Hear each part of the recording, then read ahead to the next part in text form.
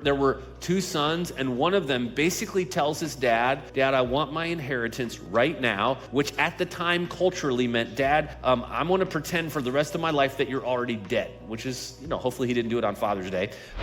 And as he's telling this story, Jesus continues the parable this way. It says, not many days later, the younger son gathered all he had and took a journey into a far country, and there he squandered his property in reckless living. And when he had spent everything he had, a severe famine arose in that country, and he began to be in need. So he went and hired himself out to one of the citizens of that country, who sent him in the fields to feed pigs. And he was longing to be fed with the pods that the pigs ate, and no one gave him anything. Now, this wasn't overnight. This took some time, but he had spent all that he had living the way that he thought would make him happy. And not only did it not work, but eventually a famine came. Eventually a downturn took place. And for a young Jewish man to consider eating pig slop, things had gone from bad to worse. And he remembered that his dad treated his servants better than he was currently living. And so he rehearsed an apology and he prepared to head home, no longer as a son, but that he would beg to be a servant. That's the moment that many of us remember in this story. But something happened. His father hadn't forgotten about him, hadn't given up on him. He wasn't a lost cause. How does that happen? Well, it happens because the father was kind of making sure that during this long and painful season of waiting, he wasn't wasting it. One of the most overlooked parts of this story is what the father does in the waiting. See, waiting for him is not wasted time, and it shouldn't be for you and me. Waiting is formation. Waiting is preparation. Waiting is love stretched out over time. Sometimes the waiting that we are extending to others that we love, sometimes it feels like the amount of time that God is asking us to wait requires us to lean on God in even bigger ways because of it, right? That we have to trust him. What the Father does in the waiting mirrors what we are doing in this season here at Menlo. First, I want to show you that. First, the Father kept looking down the road. Every day, he probably walked around the edge of the property and he looked at the same dusty horizon at the end of the path, hoping to see his son. Imagine the heartache of his hope. Day after day, week after week, month after month. There are no updates, no tracking numbers, no ETA, no Uber screen with the vehicle approaching, no idea. And yet, he kept looking. That's what hope does. Hope trains us to keep our eyes on the road and continue to hold out hope that God isn't done yet. Every time you pray for people who haven't come home yet, you are looking down the road just like the Father did.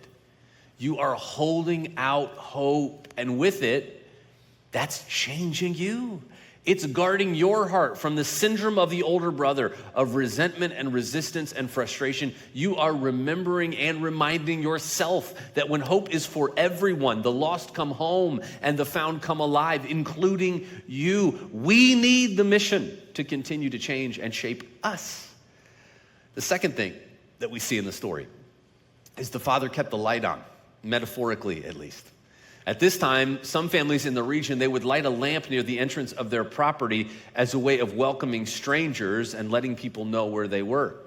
Who knows, maybe every sunset the father instructed someone, or maybe he made the journey himself to go light the lamp again as a small, faithful, and a hopeful act to say to his son, if you ever decide to come home and you make it back at night, you don't have to stumble in the dark anymore.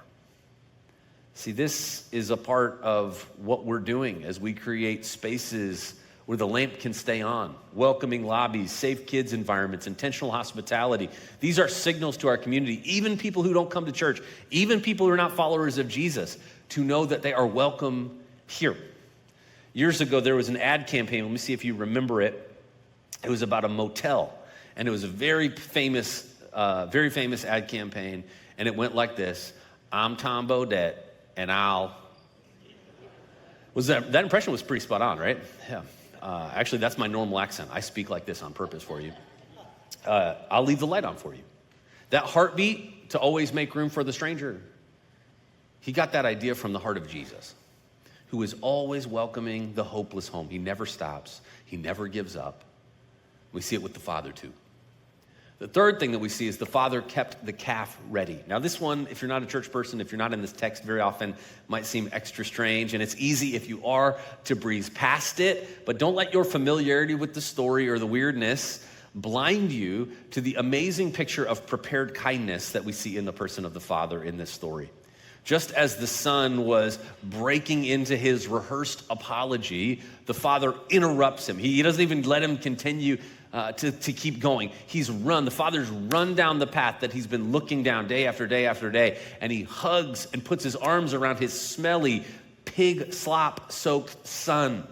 And Jesus, as he describes this moment, uses these words. He says, "But the Father said to his servants, bring quickly the best robe and put it on him. Put a ring on his hand and shoes on his feet, and bring the fattened calf and kill it. And let us eat and celebrate." He says, "For this my son was dead and is alive again. He was lost and is found." And they began to celebrate.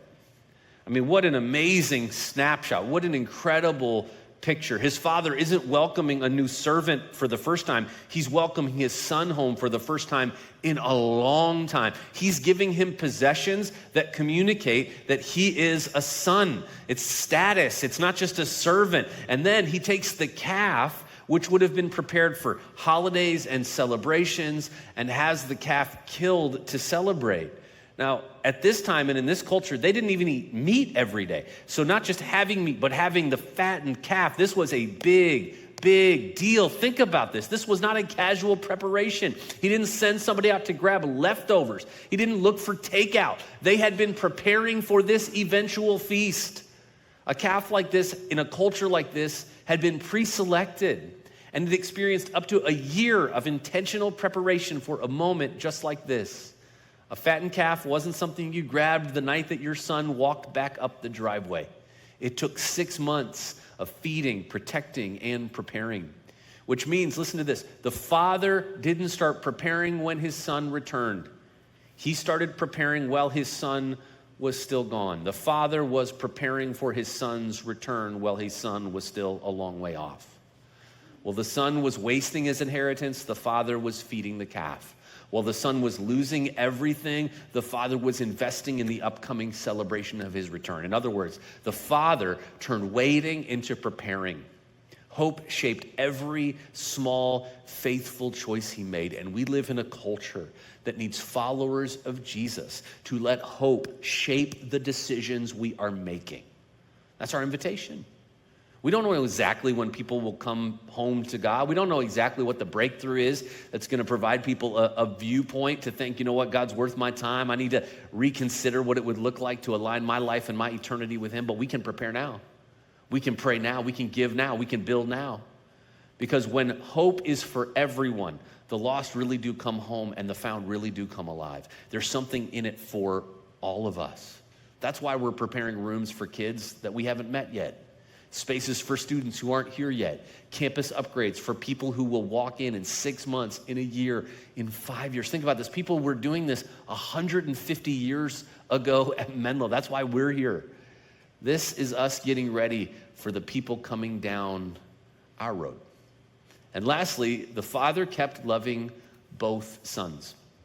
He loved the son who ran, and he loved the son who stayed physically, but drifted emotionally, spiritually, and relationally.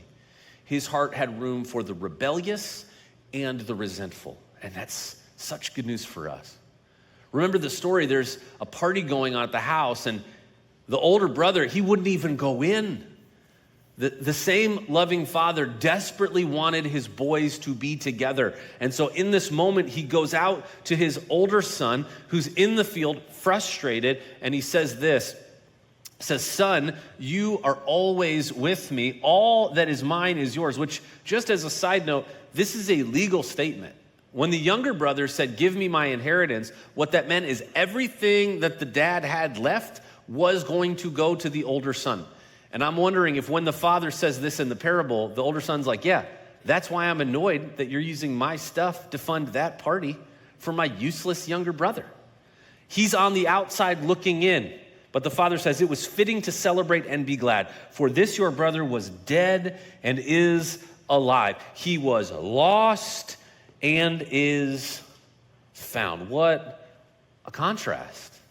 See, the older brother mirrors the attitude of the religious leaders who Jesus is talking to and sharing these stories with. And if we're honest, if you've been in church for a while, most of us drift to and have a lot of older brother energy, don't we? We're wondering, is the younger brother in my life, in my neighborhood, at my job, at my school, worth the kind of investment that we're talking about? Phil, do you know what they're doing with their time, with their energy, with their money? I think that that's some older brother energy. In his book, Prodigal God, written by Tim Keller, he points out that the younger son was lost in his badness and the older brother was lost in his goodness. You can be lost in both. One had run to rebellion, the other had retreated to resentment and self-righteousness. Jesus portrays a father who loved both of them and wanted both of them at the table. I've been doing this for decades, and I'm just telling you that my heart breaks for what can happen when my vision of what it means to follow Jesus slowly goes from outward exclusively to inward. From God, what have you done for me? Thank you so much. What are you calling me to what are you doing for me lately? What do I get from this? What is in it for me? And I just wonder, as Jesus is sharing this, he's telling this parable. It's at the end of a triplet of parables. He's been trying to build to this point. I just wonder if he's got tears in his eyes. Because he's looking at religious leaders who knew better. They knew so much better. But just like the older brother, they weren't doing better. They weren't living better. It had never gone from their head to their heart. The religious leaders, they were standing outside of the party. This was a community celebration. When the fattened calf was being killed, everybody in town came. Everybody's like, they're having a party and we're all coming. But they were so resentful. They couldn't even see in Jesus' time in ministry what was happening. They had drifted into a world where they didn't want hope for others and they didn't think they needed it for themselves. God forbid that happen to us. They had forgotten that when hope is for everyone, the lost come home and the found come alive. That we don't graduate from our need for grace. We don't graduate from our need for the gospel. We graduate into it. We learn our need for it on a greater level. Can you imagine what this story would have looked like, or your story, or your family, or your workplace, if both the older brother and the younger brother could come sit at the table together? Jesus genuinely loves everybody, and he wants everyone back from wherever they've been to be at his table forever. There's a line that's shaped a lot of Menlo's history that's said around here from time to time. Maybe you've heard it before. And the line is this: we're a hospital for sinners, not a museum for saints. Which is true. But I wonder if I could just maybe give us an updated version of this line. We're a hospital for sinners and saints. Again, I think sometimes we have this idea that if you don't know Jesus and you come here, you should pray a prayer, you should make a decision to follow Jesus, you should reorient your life to the goodness of God in it, which is 100% true. But then sometimes we think, and then it's all on you. The same grace in the same hospital is available and necessary for those of us who have come to know Jesus as those who don't yet know him. Some of you need to come home. Some of you need to come alive.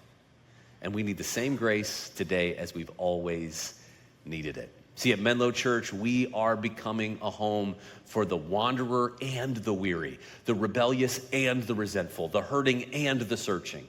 That's what we're doing in this waiting, because hope really is for everyone.